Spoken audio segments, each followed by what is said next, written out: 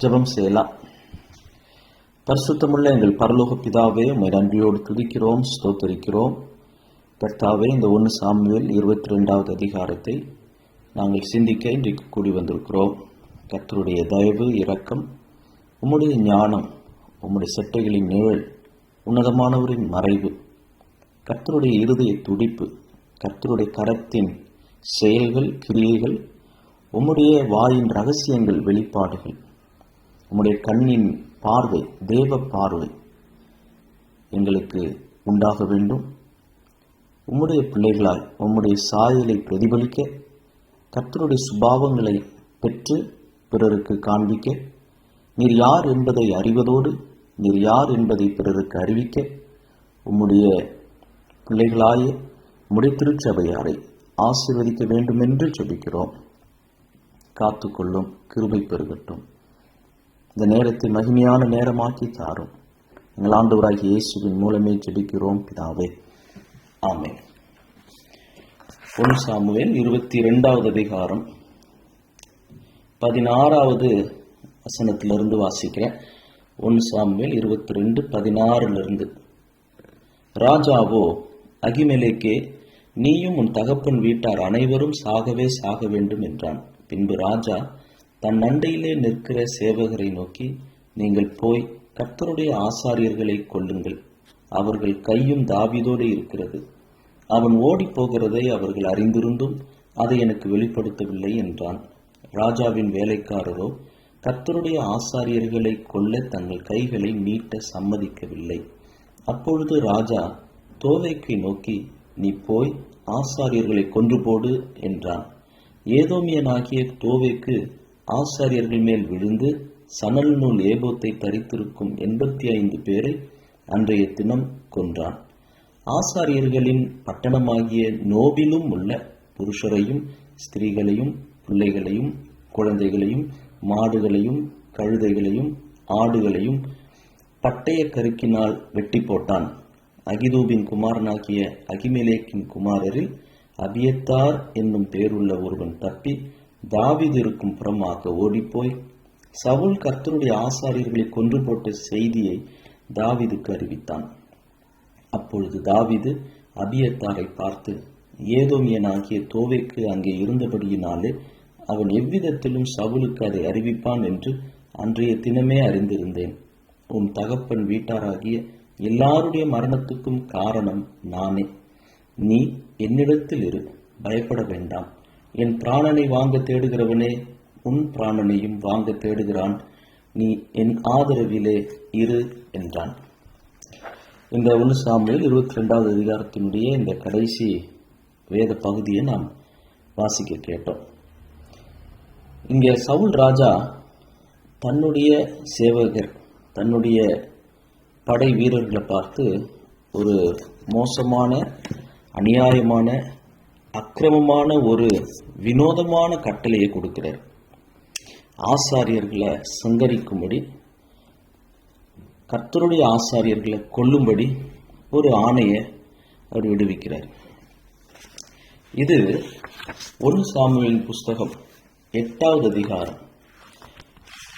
Samuel நியாயாதிபதி தீர்க்கதரிசியின் மூலமாக தேவ ஜனம் அவங்க எங்களுக்கும் ஒரு ராஜா வேணும் அப்படின்னு கேட்கும்போது, உங்களை ஆளுகிற ராஜா எப்படிப்பட்டவரா இருப்பாரு அப்படின்னு சொல்லி சாமுவேல் சொல்லுவார். 1 சாமுவேல் 8வது அதிகாரம் 10வது வசனத்திலிருந்து வாசிக்கிற 1 சாமுவேல் 8:10. அப்பொழுது சாமுவேல் ஒரு ராஜா வேண்டும் என்று தன்னிடத்தில் கேட்ட ஜனங்களுக்கு கர்த்தருடைய வார்த்தைகளை எல்லாம் சொல்லி, உங்களை ஆளும் ராஜாவின் காரியம் என்னவென்றால், தன் ரதத்திற்கு முன் ஓடும்படி அவன் உங்கள் குமாரரை எடுத்து வைத்துக் கொள்ளுவான்.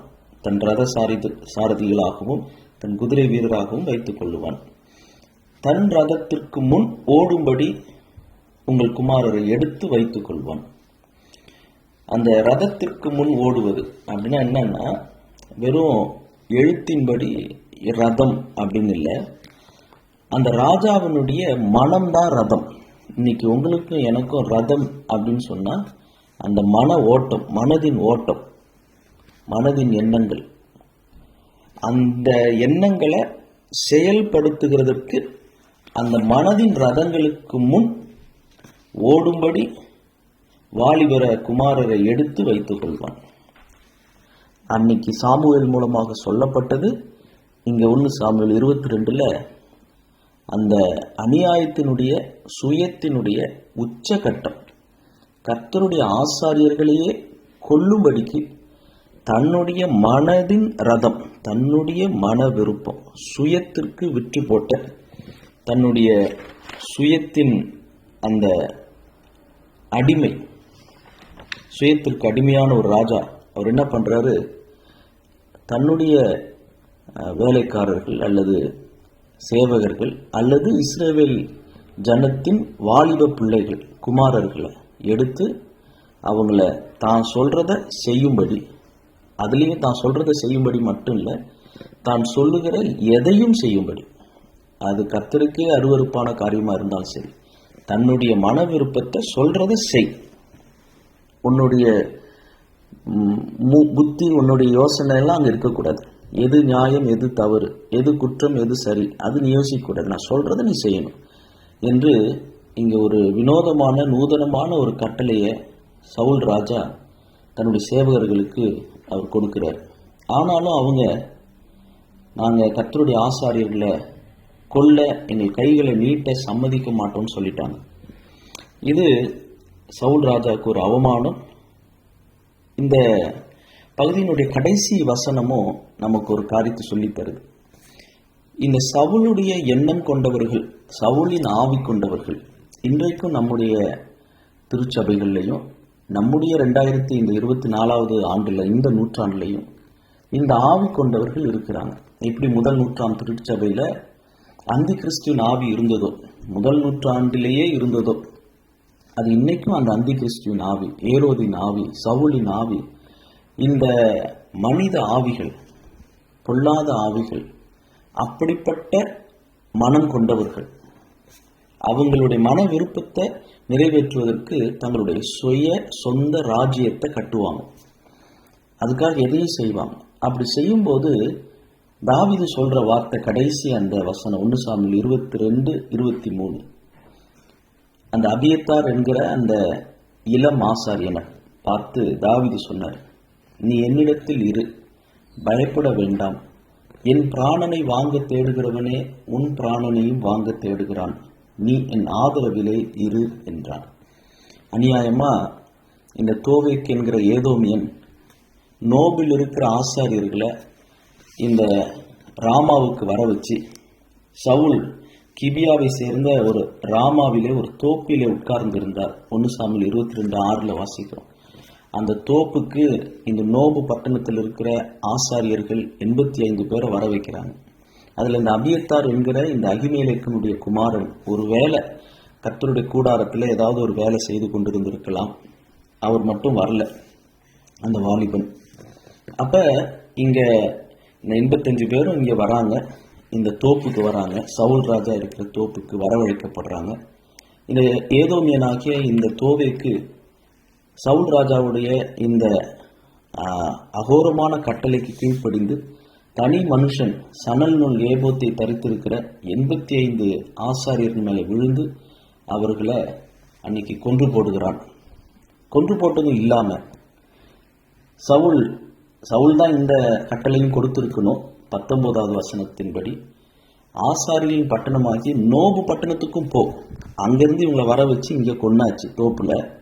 இப்ப நோபு பட்டணத்துக்கு போய் அங்க இந்த ஆசாரியர்களுடைய ஆண் பிள்ளைகள், வாலிபர்கள், அங்குள்ள புருஷர்கள், அங்குள்ள பெண்கள், ஸ்திரீகள், வாலிப பெண்ணோ குடும்ப பெண்ணோ, அங்குள்ள பிள்ளைகள், குழந்தைகள், அவங்களுக்குரிய மாடுகள், கழுதைகள், ஆடுகள் எல்லாத்தையும் பட்டைய கருக்கினாலே வெட்டி போட்டார்கள். இல்லை, வெட்டி போட்டான்.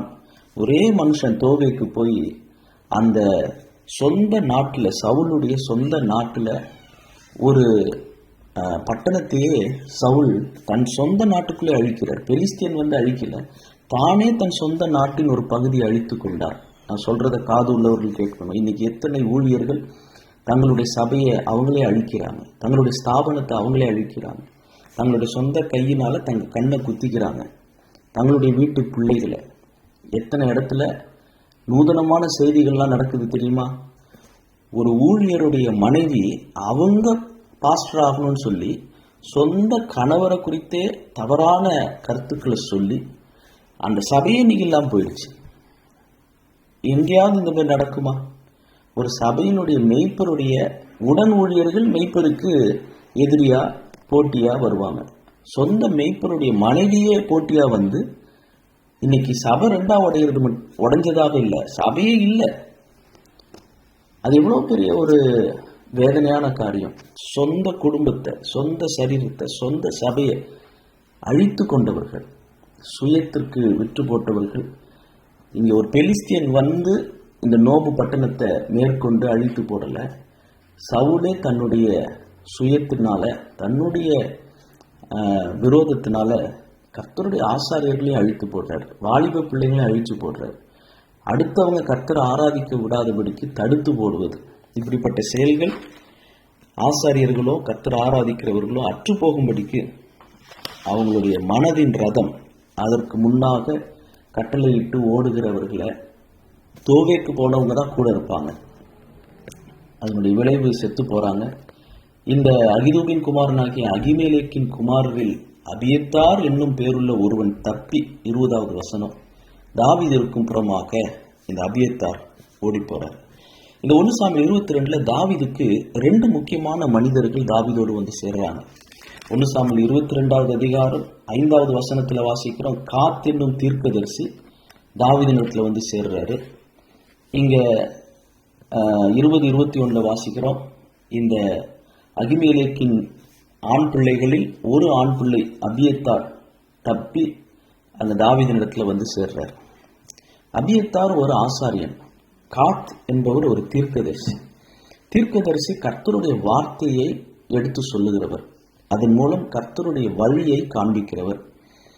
ஒரு ஆசாரியன் என்பவர் அங்கிருந்து குறிப்பா இந்த ஒரு சங்காரம் நடக்கும்போது ஆசாரியர்களை சங்கரிக்கிற இந்த தோவைக்கு வந்து அத்தனை ஆண் பிள்ளைகளையும் ஆசாரியருடைய வம்சத்தை அழிக்கும் போது, ஏலியனுடைய வம்சம் இவர்கள் அழிக்கும் போது, அந்த பீதியில அந்த நேரத்துல இந்த அபியத்தார் ஓடும் போதும் கூட கையில் என்னத்தை எடுத்துக்கிட்டு போனாரு? 1 சாமுவேல் 23:6, அகிமேலேக்கின் குமாரனாகிய அபியத்தார் கேகிலாவில் இருக்கிற தாவீதினிடத்தில் தப்பி ஓடுகிற போது அவனிடத்தில் ஒரு ஏபோத் இருந்தது. அந்த ஏபோத்தை எடுத்துக்கொண்டுதான் இந்த அபியத்தார் ஓடி போறார். அவர்கிட்ட அவசரத்துக்கு ஒரு பட்டயத்தை எடுத்துட்டு போகணும்னு நினைக்கல. ஒரு ஆசாரியன் ஏபோத்தை தான் எடுத்துட்டு போறார். ஏபோத்துல கர்த்தருடைய சித்தத்தை அறிகிறதற்கு ஊரின் தும்மின் அங்க இருக்கும். 9வது வசனம் 1 சாமுவேல் 23:9 கர்த்தருடைய சித்தத்தை அறிவதற்கு தாவீது ஆசாரியனாகி அபியத்தாரை நோக்கி ஏபோத்தை இங்கே கொண்டு வா என்று சொல்லி ஏபோத்தை கொண்டு வர சொல்றதை நாம் வாசிக்கிறோம். கர்த்தருடைய ஜனங்களுக்காக அந்த மிருக பலி, பாவ நிவாரண பலி, போஜன பலி, சமாதான பலி என்று மக்களுடைய பிரதிநிதியாக, மக்களுக்கும் தேவனுக்கும் நடுவாக ஒரு ஆசாரியனாக, அதனாலதான் இயேசு கிறிஸ்து பிரதான ஆசாரியர் என்று நாம் வேதத்துல வாசிக்கிறோம். அவர்தான் பிரதான ஆசாரியர். இயேசு கிறிஸ்து 3 வருஷம் இந்த உலகத்துல அவர் ஊழியம் செய்த போது ஒரு தீர்க்கதரிசியாக ஊழியம் செய்தார். இப்போது அவர் ஒரு ஆசாரியராக, பிரதான ஆசாரியனாக நமக்காக பிதாவினிடத்துல பரிந்து பேசுறார். அவருடைய ரத்தத்தினால நம்முடைய பாவங்களை எல்லாம் கழுவி நம்மளை நீதிமான்களாக்கி, அவருடைய ரத்தத்தின் நிமித்தம், அவர் ரத்தத்தினாலே பாவ மன்னிப்பு நமக்கு கிடைத்ததுனால, நீதிமான்களாக்கப்பட்டதுனால அந்த கிருபாசனத்தண்டை தைரியமாய் நாம் நெருங்குகிறோம். அந்த கிருபை ஆசனத்தண்டை நெருங்குவதற்கு நம்மிடத்துல என்ன இருக்கு? ரட்சிப்பின் பாத்திரம், அவருடைய ரத்தத்தினால கழுவப்பட்ட நீதிமான்களாக்கப்பட்ட பிள்ளைகளாக பிரதான ஆசாரியர் அவர் தம்மையே கிருபாதார பலியாக, தேவ ஆட்டுக்குட்டியாக நமக்காக தம்மையே ஒப்பு கொடுத்தார். அவர் பாவி ஆகாமல் பாவமானார்.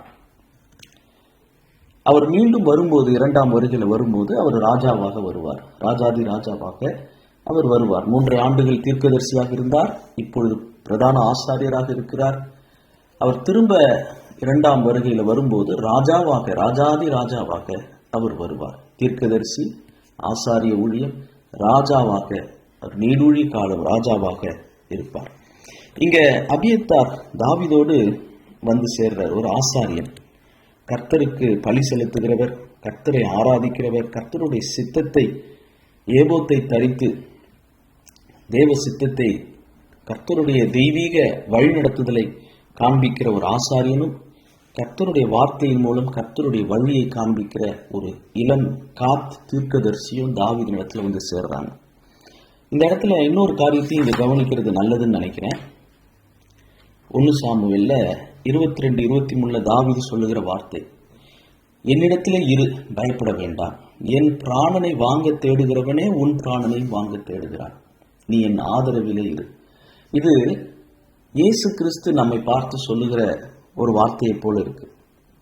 என் பிராணனை வாங்க தேடுகிறவனே, இயேசு கிறிஸ்துவ அழிக்கணும் என்று துடிக்கிற ஞானமில்லாத பிசாசு, சபையை அழிக்கணும், இயேசுவை அழிக்கணும், குழந்தைய இயேசுவை அழிக்கணும். அதனால ஏரோது ஏவி விட்டு 2 வயசு குழந்தையெல்லாம் அழிச்சு பார்த்தான். மலையிலேருந்து தள்ளி விட்டுடலான்னு பார்த்தான், ஆனா தள்ள முடியல. காற்று, பெருங்காற்று, பெருவெல்லாம் வந்து கப்பல்ல தூங்கிட்டு இருக்கும்போது கப்பலே மூழ்கி அவரை சாவடிச்சிடலான்னு பார்த்தான். அப்பயும் காற்றே இறையாதே, அமைதலாயிருன்னு அதட்டி அவர் சாகல. ஏரோதை வச்சு கொள்ளலான்னு பார்த்தான். அந்த நரிகிட்ட போய் சொல்லுங்க, நான் இன்றைக்கு நாளைக்கு இங்கே நான் ஊழியம் செய்ய வேண்டியது இருக்கு அப்படின்னு சொல்லிடுறாரு. அவர் என் வேலை இன்னும் வரலன்றாரு. அவர் வேலை வரும்போது அவரே போகிறாரு. அப்படி இருக்கும்போது பிசாசு இயேசு கிறிஸ்துவ சிலுவையில கொன்னாலும் கூட பிசாசு செய்த அதிமோசமான செயல் இயேசு கிறிஸ்துவ சிலுவையில கொன்றது. ஆனா தேவன் செய்த அதி அற்புதமான செயல், இயேசு கிறிஸ்து நம்முடைய பாவங்களுக்காக மரித்ததுனால அங்க பாவ மன்னிப்பு உண்டானது. பிசாசனுடைய வொர்ஸ்ட் காரியம் தான் கடவுள் செய்த பெஸ்ட் காரியம். ரெண்டுமே ஒரே இடத்துல நடந்தது. பிசாசுனால கொடூரமா செய்ய முடிந்த கொடூரமான செயல் என்ன? தேவகுமாரனை கொன்றது. கடவுள் செய்த சிறந்த காரியம் என்ன? நம்முடைய பாவங்களுக்காக இயேசு கிறிஸ்துவ பலியாக அங்க கொல்லுவதற்கு, மரிப்பதற்கு ஒப்பு கொடுத்தது. என்னை கொல்ல என் பிராணனை வாங்க தேடுகிறவனே, உங்கள் பிராணனையும் திருச்சபையை மேற்கொள்ள, பாதாளத்தின் வாசல் திருச்சபையை மேற்கொள்ள முயற்சிக்குது. ஆனாலும் பாதாளத்தின் வாசல் என் சபையை மேற்கொள்வதில்லை. நான் அதை கட்டுவேன், பாதாளத்தின் வாசல் அதை மேற்கொள்ளாது. அவன்தான் நம்முடைய பிராணனையும் வாங்க தேடுறான். அந்த தாவீதின் குமாரன் இயேசு கிறிஸ்து நம்மிடத்துல சொல்லுகிறது போல எழுதியிருக்கு, நீ என் ஆதரவிலே இரு, என் ஆதரவிலே இரு, என் மறைவிலே இரு, என் செட்டைகளின் கீழ் அடைக்கலமாய் இரு.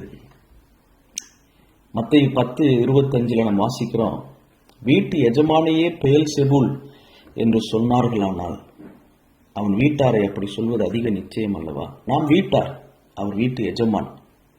லூக்கா 23:31 வாசிக்கிறோம், பச்சை மரத்துக்கே இவைகளை செய்தால் பட்ட மரத்துக்கு என்ன செய்ய மாட்டார்கள்? அவருக்கு என்ன செய்தாங்களோ அதை தான் நமக்கும் செய்யறாங்க. அவரை பெயல்செபூல், பிசாஸ் என்று அழைத்தாங்க. நம்மையும் ஒரு குறிப்பிட்ட காலத்துல இவங்க ஆவி இல்லை, இவங்க தேவனுடைய வழிநடத்தல் இல்லாம செய்யறாங்க அப்படின்னு நம்மளையும் தவறா தரம் குறைத்து பேசுவாங்க. அப்படி செய்வது அதிக நிச்சயம், அதை நாம விளங்கி கொள்ளணும். அதே நேரத்துல இந்த அபியத்தாரை குறித்து வாசிக்கும் போது இந்த இடத்துல அபியத்தார் தாவீதின் இடத்துல தப்பி ஓடி வர்றார். நல்லா கவனிக்கணும். இந்த குறிப்பிட்ட இந்த காலகட்டத்தில் தாவீது சவுலுக்கு பயந்து ஓடிட்டு இருக்கிறார். சவுலுக்கு விரோதமாக தாவீது ஒரு குற்றமும் செய்யல, ஒரு தவறும் செய்யல, ஒரு பிழையும் செய்யல. அநியாயமா தண்டிக்கப்படுறாரு, அநியாயமா துரத்தப்படுறாரு. ஆனாலும் கர்த்தர் சவுலுடைய இந்த முரட்டாட்டத்தினால தாவீதை உருவாக்குறார். தேவனிடத்தில் அன்பு கூறுகிறவர்களுக்கு சகலமும் நன்மைக்கு எதுவாக நடக்குது. தாவீதை கர்த்தர் பழக்குவிக்கிறார், உருவாக்குறார், ஆராதிக்க தூண்டுறார். காத் போன்ற தீர்க்கதரிசி, சாமுவேல் போன்ற நியாயாதிபதி தீர்க்கதரிசி, இங்க அபியத்தார் போன்ற ஒரு மரணத்திலிருந்து தப்பித்து ஓடி வந்த, ஏபோத்தோடு ஓடி வந்த ஒரு இளம் ஆசாரியனை ஆண்டவர் கூட வைக்கிறாரு. இதெல்லாம் தாவீதுக்கு கிடைக்கும் போது தாவீது அநேக சங்கீதங்களை பாடுறாரு, கர்த்தரை துதிக்கிறாரு, ஜெபிக்கிறாரு, தேவ சித்தத்தை அறிகிறாரு, தேவ பாதுகாப்பை தேடுறாரு, கர்த்தருடைய ஞானத்தை தேடுறாரு, தெய்வீக ஆலோசனைகளை தேடுறாரு. இதெல்லாம் தாவீதுக்கு கிடைக்கிற அற்புதமான அனுபவங்கள், வாழ்க்கையில கிடைக்கிற அனுபவங்கள். ஆனா பின் நாட்கள்ல இந்த அபியத்தார் 2 சாமுவேல் 3வது அதிகாரத்துல தாவீதினுடைய பிள்ளைகளுடைய ஒரு பட்டியல் கொடுக்கப்பட்டிருக்கு. 2 சாமுவேல் 3வது அதிகாரம் முதல் 5 வசனங்களை நீங்க வாசித்தீங்கன்னா தாவீதுக்கு பிறந்த பிள்ளைகள் ஒரு சின்ன பட்டியல் அங்கு கொடுக்கப்பட்டிருக்கு. அம்னோன், கீலேயாப், அப்சலோம், அதோனியா, செப்பத்தியா, இத்ரேயாம் என்று ஒரு 6 பிள்ளைகளுடைய பேர் இருக்கு. இதுல 4வது பிள்ளை அப்சலோம். இதுல எல்லாமே ஒரு பிள்ளையும் ஒரு தாய்க்கு பிறந்த பிள்ளைகள். அதுல 4வது பிள்ளையான அப்சலோம் பிறந்த பிற்பாடு 5வது ஒரு பிள்ளை ஆகித் என்ற ஒரு பெண்ணுக்கு தாவீதுக்கு பிறக்கிறார். அதான் அதோனியா. இந்த அதோனியா தாவீது வயதான காலத்தில் இருக்கும்போது 1 ராஜாக்கள் முதல் அதிகாரத்தை நீங்க வாசித்தீங்கன்னா, இதை நான் சொல்றது நல்லா நிதானமா கவனிக்கணும். 1 ராஜாக்கள் 1வது அதிகாரத்துல ஆகித்துக்கு பிறந்த அதோனியா, 1 ராஜாக்கள் 1:5. 1 ராஜாக்கள் 1வது அதிகாரம் 5வது வசனம். ஆகித்துக்கு பிறந்த அதோனியா என்பவன் நான் ராஜா ஆவேன் என்று சொல்லி தன்னைத்தான் உயர்த்தி தனக்கு ரதங்களையும் குதிரை வீரரையும் தனக்கு முன் ஓடும் 50 காலாட்களையும் சம்பாதித்தான். இந்த அதோனியா சாலமோனுக்கு பதிலாக ராஜாவாகணும் அப்படின்னு சொல்லி இந்த தாவீதுக்கு பிறந்த இந்த 4வது மகன் அங்க தன்னைத்தான் உயர்த்தி நான் ராஜாவாகன்னு அவரு முன்ன வரும்போது, அப்போ இந்த அதோனியாவுக்கு எதிர் டீம் யாருன்னு பார்த்தீங்கன்னா நாத்தான், ஆசாரியனாகிய சாதோக்கு, யோய்தாவின் குமாரனாகிய பெனாயா, சாலமோன். 1 ராஜாக்கள் 1வது அதிகாரம் 26வது வசனத்துல வாசிக்க முடியும். இப்போ உள்ள 2 கட்சா பிரியுது, குடும்பம் 2ஆ பிரியுது. யார் இப்போ அரசாங்கத்துல ராஜாவுக்கு அடுத்து தாவீதுக்கு அடுத்து உட்கார போறாங்க? சாலமோனா, அதோனியாவா? இந்த அதோனியா தன்னைத்தான் உயர்த்தி தன்னைத்தான் ராஜாவாக பாவிக்கிறார். அப்போ 25வது வசனத்துல வாசிக்கிறோம். 1 ராஜாக்கள் 1:25. இந்த அதோனியா ஆசாரியனாகிய அபியத்தாரையும் அழைத்தான். எந்த அபியத்தார்? எந்த அகிமேலேக்கினுடைய மகன் நோபு பட்டணத்திலிருந்து உயிர் தப்பித்து தோவேக்கினுடைய கைக்கு தப்பித்து இந்த ஆசாரியனாகிய அபியத்தார் தாவீதினிடத்துல வந்தாரோ, அந்த ஏபோத்தோடு வந்த ஆசாரியனாகிய அபியத்தார் பின்னாட்கள்ல தாவீது வயது சென்றவராக இருக்கும்போது 1 ராஜாக்கள் 1:1 நீங்க வாசிக்கலாம். தாவீது ராஜா வயது சென்ற விற்த்தாப்பியனான போது வஸ்திரங்களினால் அவனை மூடினாலும் அவனுக்கு அனல் உண்டாகவில்லை, அவ்வளவு வயசாயிடுச்சு. அப்போ இந்த அபியத்தார் என்கிற இந்த அகிமேலேக்கினுடைய மகன் சாலமோன் பக்கம் சாயாம, நல்லா கவனிக்கணும், அவர் யார் பக்கம் சாயிறாரு? அதோனியா பக்கம் சாயிறாரு. தாவீதினுடைய 4வது மகன் தன்னை ராஜாவாக உயர்த்தும் போது அந்த பக்கம் இந்த அபியத்தார் சாய்ந்து அபியத்தாருடைய ஆலோசனைகளை அங்க இந்த அதோனியா கேட்டு வந்தார்.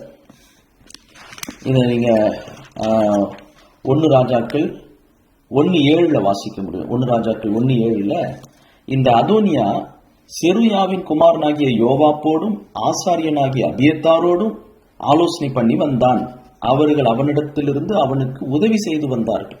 அப்ப அதோனியாவுக்கு உதவி செய்வதும் அதோனியாவுக்கு அபியத்தார் ஆலோசனை கொடுக்கிற நபராகவும் நாட்கள்ல மாறுறார்.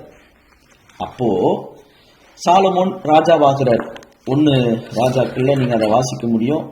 கீகோனுக்கு சாலமோனை கொண்டு போய் ராஜாவாக்கும்படி இங்க நாத்தான் தீர்க்கதரிசி பத்சேபால் இடத்துல ஆலோசனை கொடுக்க, பத்சேபால் போய் தாவீது ராஜா கிட்ட அனுமதி பெற்று பேசி நாத்தான் தீர்க்கதரிசியும் அதை உறுதி செய்யும் போது தாவீது ராஜா சாலமோனை தான் ராஜாவாகணும்னு சொல்லி அவங்களை அபிஷேகிக்க சொல்லி அவருடைய கோவேறு கழுதையின் மேலே ஏற்றி அவரை அரண்மனை கொண்டு நகர்வலம் கொண்டு ராஜா சிங்காசனத்தில் உட்கார சொல்லுறாரு. அப்படி சொல்லும் போது அங்க தாவீது ராஜா சந்தோஷப்படுறாரு. 1 ராஜாக்கள் முதலாவது அதிகாரம் 48வது வசனம். இன்னும் ராஜாவாகிய தாவீது என்ன சொல்றாரு? என்னுடைய கண்கள் காண இன்றைய தினம் என் சிங்காசனத்தின் மேல் ஒருவனை வீற்றிருக்க செய்த இஸ்ரவேலின் தேவனாகிய கர்த்தருக்கு ஸ்தோத்திரம் என்று சொன்னார் என்றான். தாவீது ராஜா கண்ணால சாலமோன் சிங்காசனத்தில் உட்கார்ந்து இருக்கிறத பார்க்கிற ஒரு கிருபை தாவீதுக்கு கிடைக்குது. இப்போ சாலமோன் ராஜாவான பிற்பாடு சாலமோன் ராஜா இந்த அபியத்தார் என்கிற இந்த அகிமேலேக்கினுடைய மகன் நோபு பட்டணத்திலிருந்து தோவேக்கின் கைக்கு தப்பி ஓடி தாவீதினிடத்துல வந்த இந்த அபியத்தார் பின்னாட்கள்ல அதோனியாவுக்கு அவர் சாதகமாக ஆலோசனை கொடுத்து அதோனியா பக்கமாக சாய்ந்திருந்தார். அது தாவீது ராஜாவுக்கு மட்டும் எதிர்த்து இல்லை, கர்த்தருடைய சித்தத்திற்கு எதிர்த்து இந்த அதோனியா பக்கமாக இந்த ஆசாரியன் இந்த அபியத்தார் சாயிறார். அப்போ சாலமோன் ராஜாவானதுக்கு அப்புறம் என்ன செய்யறார் பாருங்க. 1 ராஜாக்கள் 2வது அதிகாரம் 26வது வசனம். ராஜா ஆசாரியனாகிய அபியத்தாரை நோக்கி, எந்த ராஜா? தாவீதினுடைய மகனாகிய சாலமோன் ராஜா ஆசாரியனாகிய அபியத்தாரை நோக்கி, நீ உன் நிலங்கள் இருக்கிற ஆனதோத்திற்கு போய்விடு.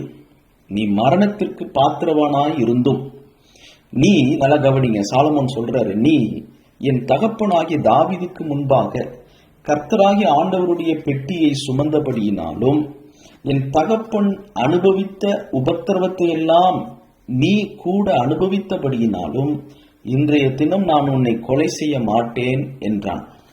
சாலமோன் என்ன சொல்றாரு? நான் உன்னை கொலை செய்ய மாட்டேன், ஏன்னா என் தகப்பனோடு கூட நீ உபத்திரவத்தை எல்லாம் அனுபவித்திருக்கிற,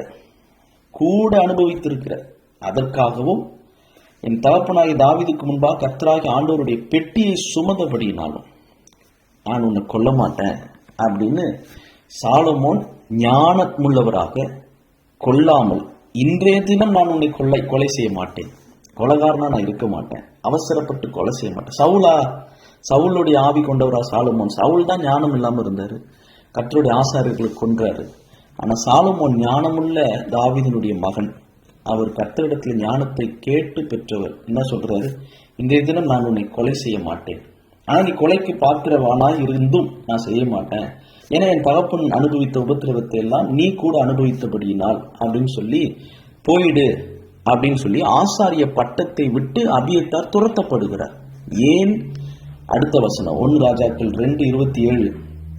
அப்படியே கர்த்தர் சீலோவிலே ஏலியின் வீட்டாரை குறித்து சொன்ன வார்த்தையை நிறைவேற்றும்படியாக சாலமோன் அபியத்தாரை கர்த்தருடைய ஆசாரியனாய் இராதபடிக்கு தள்ளி போட்டான்.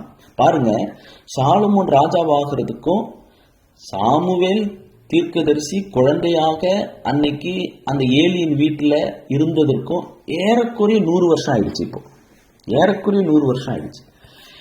இந்த 1 நூற்றாண்டு காலம் கழித்தும் கூட ஏலியின் வீட்டாரை குறித்து 1 சாமுவேல்ல நமக்கு ஏற்கனவே வாசித்திருப்போம். இங்க நோபு பட்டணத்துல இந்த ஏலியனுடைய பிள்ளைகள், அந்த வம்சத்துல வந்தவர் தான் இந்த அகிமேலேக்கு, அகிதூபின் குமாரனாகிய அகிமேலேக்கு. அகிமேலேக்கினுடைய வீட்டுல கர்த்தர் நியாயம் விசாரிக்கிறார்.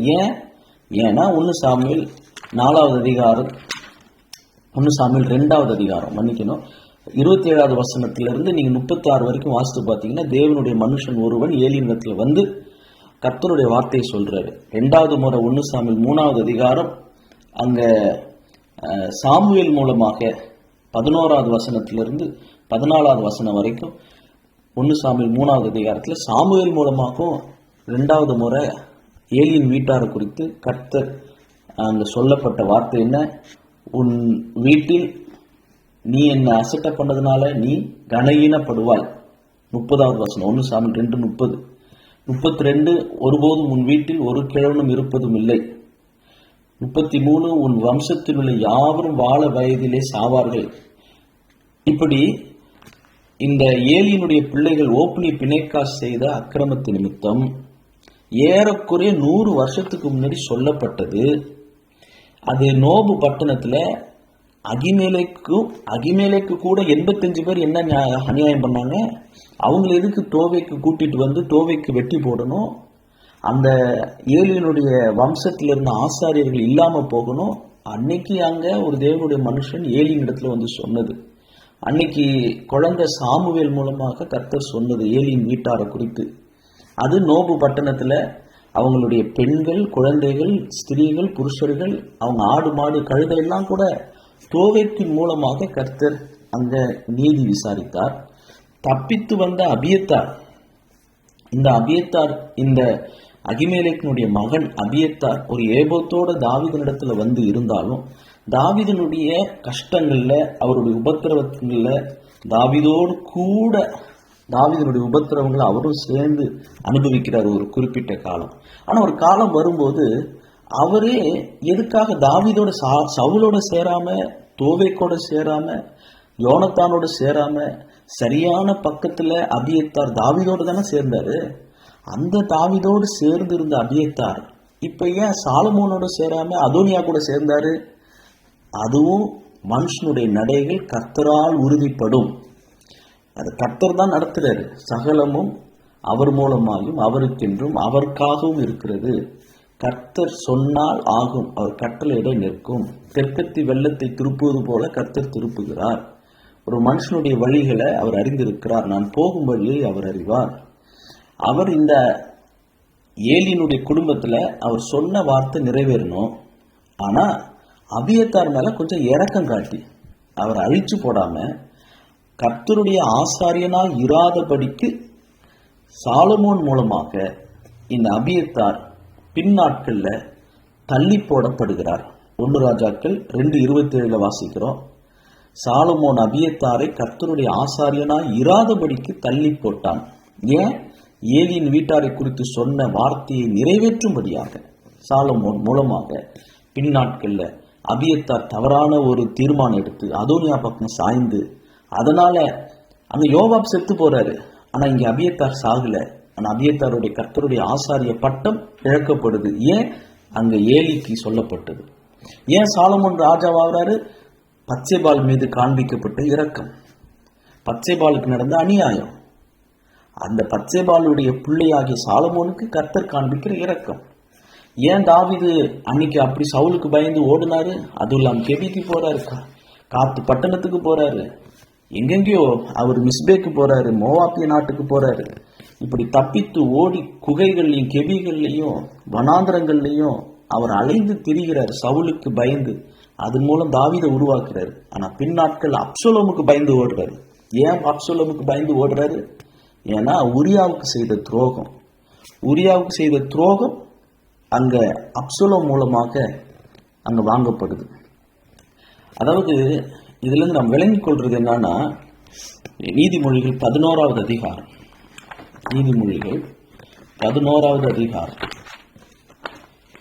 31வது வசனம். நீதிமொழிகள் 11:31. இதோ நீதிமானுக்கு பூமியில் சரி கட்டப்படுமே, துன்மார்க்கனுக்கும் பாவிக்கும் எத்தனை அதிகம். அப்படின்னா துன்மார்க்கனுக்கும் பாவிக்கும் அதிகம், எத்தனை அதிகம், அதிகமாக சரி கட்டப்படும். நீதிமானுக்கு கொஞ்சம் குறைவாக, அவர்களுக்கு அதிகம், நீதிமானுக்கு கொஞ்சம் குறைவாக பூமியில் சரி கட்டப்படுது. அது ஒரு நீதிபதி ஒரு போலீஸ்காரர் எடுத்துக்கும். போலீஸ்காரவங்க அவங்க போலீஸ் உடையில, காக்கி உடையில இருக்கும்போது தடியெல்லாம் வச்சு அடிப்பாங்க. வீட்டுக்கு வந்தால் பிள்ளைங்களை தடியில் அடிக்க மாட்டாங்க. நீதிபதி அவர் கருப்பு கோட்டு போட்டிருக்கும் போது அவர் மரண தண்டனை எழுதுவார். எழுதிட்டு பேனாவை உடைப்பாங்க மரண தண்டனை கொடுத்தா. வீட்டுக்கு காரக்குழம்புல காரம் இல்லை, புளி குழம்புல புளி இல்லைன்றதுக்காக மனைவிக்கு மரண தண்டனை கொடுக்க முடியாது, பிள்ளைக்கு மரண தண்டனை கொடுக்க மாட்டாங்க. எப்படி ஒரு நீதிபதியும் ஒரு போலீஸ்காரரும் அவங்களுடைய தொழில் சார்ந்து அவங்களுடைய வேலையில அவங்க தண்டனை வழங்குறாங்க.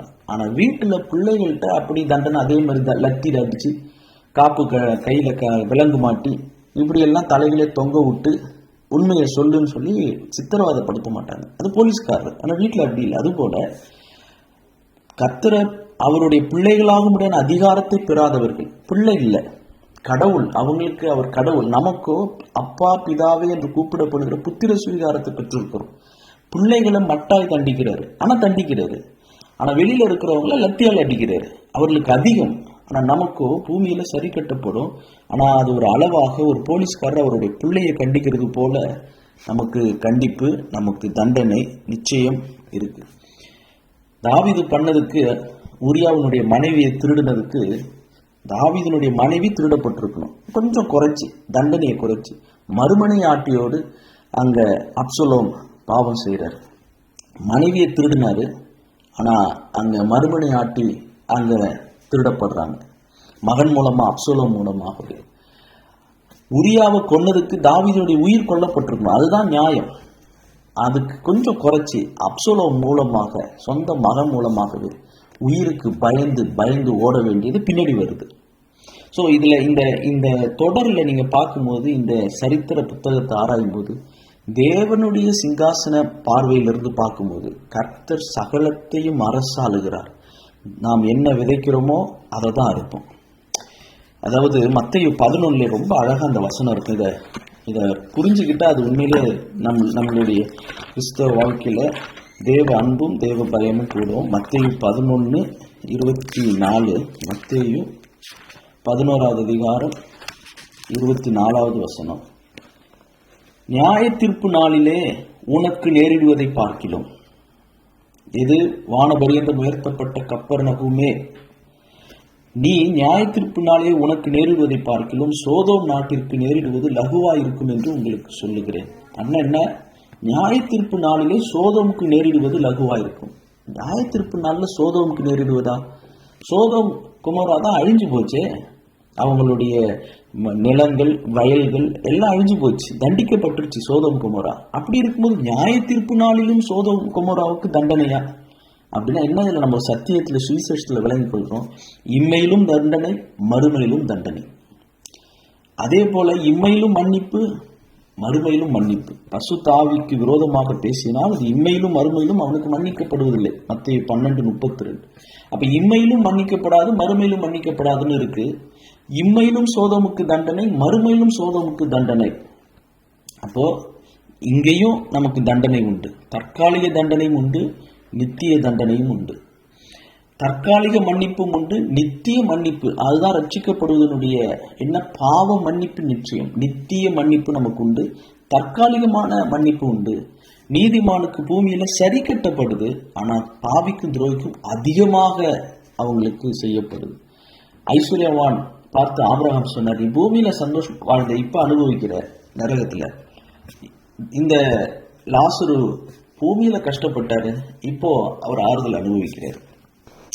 இந்த சத்தியத்தை, சுவிசேஷத்தை நம் விளங்கி கொண்டு, சோதம் குமாராவுக்கு இங்கேயும் தண்டனை கொடுக்கப்பட்டது, இங்க பூமியில நித்திய நியாய தீர்ப்பிலும் அவர்களுக்கு தண்டனை உண்டு. கர்த்தராகிய இயேசு கிறிஸ்து விசுவாசிக்காதவர்களுக்கு, ஏற்றுக்கொள்ளாதவர்களுக்கு நியாய தீர்ப்புக்கு, தேவ கோபாக்கினைக்கு உட்பட்டவர்களாயிற்று.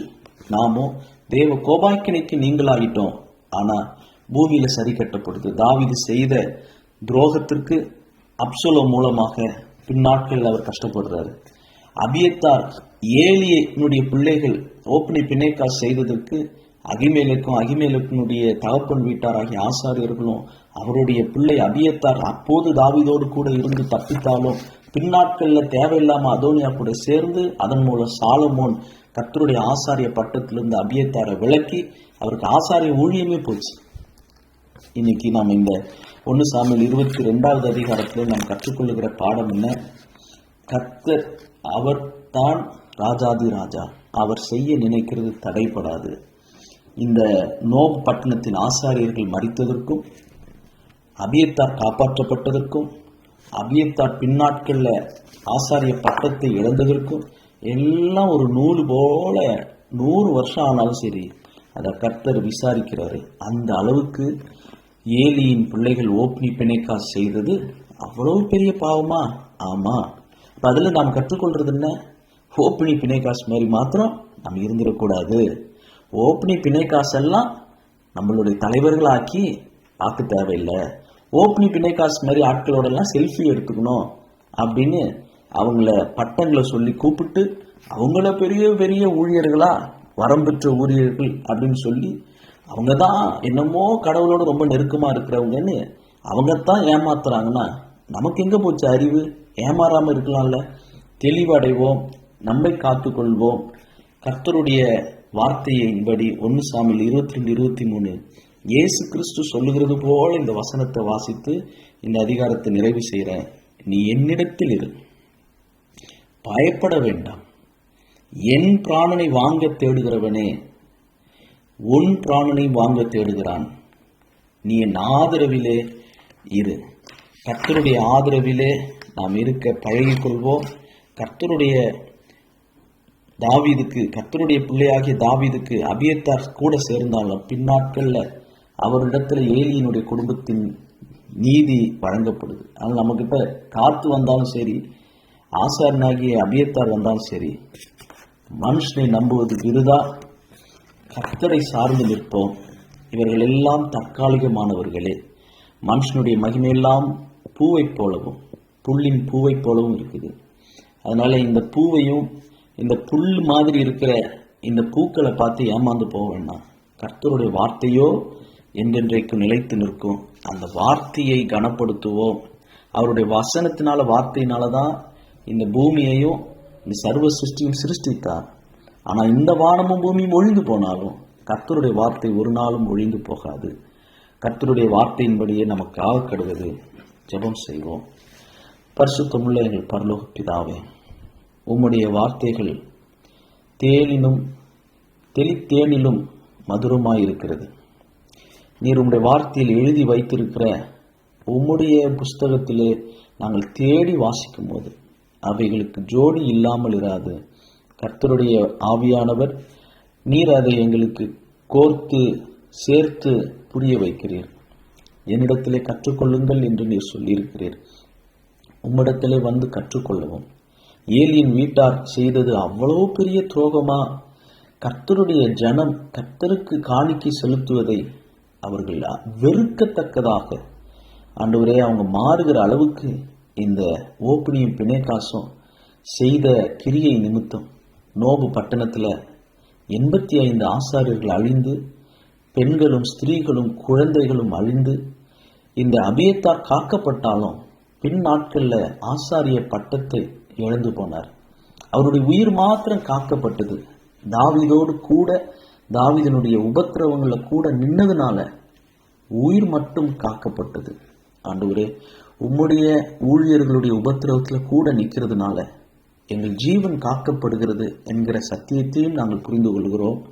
அதே நேரத்துல என்றைக்கோ செய்த தீமை, பாவம், அந்த கர்த்தருக்கு வெறுப்பான அந்த அநியாய செயலின் மூலம் ஆண்டவரே நீர் எப்படி பூமியிலே சரி கட்டுகிறீர் என்பதை நாங்கள் நீதிமொழிகள் புஸ்தகத்தின் மூலம் அறிந்து கொள்கிறோம்.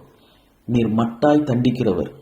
உம்முடைய ரத்தத்து நிமித்தம் நாங்கள் மீட்கப்பட்டிருக்கிறபடியினால் ஒரு போலீஸ்காரர் தன்னுடைய பிள்ளையை கண்டிக்கிறது போல கண்டிக்கிறீர். ஆனால் நாங்கள் ரட்சிக்கப்படாத காலத்தில் உண்மையிலே ஒரு போலீஸ்காரர் மாதிரியே எங்களை கண்டித்தீர். ஆண்டவரே, உம்முடைய ரத்தத்திற்காக, உம்முடைய பாடுகளுக்காக, நீர் எங்களுக்காக மரித்ததற்காக, உயிர் தெழுந்ததற்காக உமக்கு நன்றி செலுத்துகிறோம்.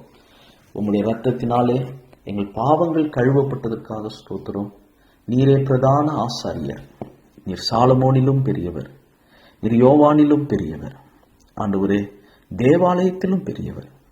நீர் இந்த அபியத்தாரிலும் பெரியவர். நீரே பிரதான ஆசாரியர், பெரிய மெய்ப்பர். அந்த ஒரே மந்தையின் கீழ் நாங்கள் வருவதற்கு எங்களை ஒப்புக் கொடுக்கிறோம். நாங்கள் உம்மிடத்திலே தங்கியிருக்கிறோம். உம்மை அழிக்க தேடின பிசாசானவன் உம்மை அழிக்க முடியல. ஆனால் வீட்டு எஜமானையே துன்பப்படுத்தி இருக்கும் போது வீட்டாராகி எங்களை இன்னும் அதிகமாய் துன்பப்படுத்துவது நிச்சயம். ஆண்டவரே, நாங்கள் இன்னும் பலன் அடைய உம்மிடத்திலே கற்றுக்கொள்ள எங்களுக்கு உதவி செய்யும். தாவீதுக்கு அருளின கிருபைகளை எங்களுக்கு தந்து உம்முடைய திருச்சபையாரை ஆசீர்வதிக்க வேண்டும் என்று எங்கள் ஆண்டவர் இரட்சகரும் மீட்பரும் ஆகிய இயேசு கிறிஸ்துவின் நாமத்தில் தாழ்மையோடு ஜெபிக்கிறோம் பிதாவே. ஆமென். ஆமென்.